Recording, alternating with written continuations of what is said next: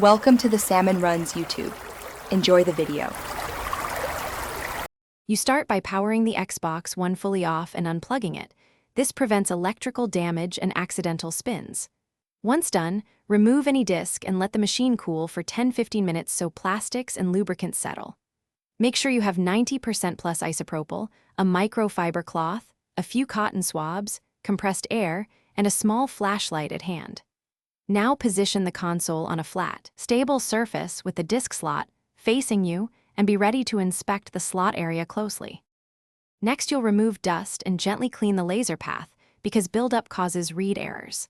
First, use short perpendicular bursts of compressed air at a 45 degrees angle into the slot to dislodge loose debris. Avoid long blasts that spin components.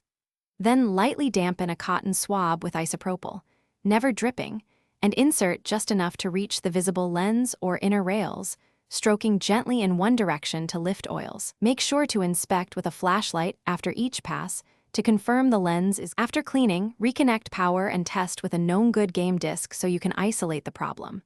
You want smooth insertion, a steady spin, and successful read. If it works, you're done. If the console still fails, try an official disk cleaning once to reach deeper spots. Make sure you document noise or error behavior. If problems persist, stop attempting internal disassembly. This risks damage, and contact a qualified repair service or Xbox support, describing the symptoms and the cleaning steps you already performed. Thanks for watching. Consider subscribing if we helped you.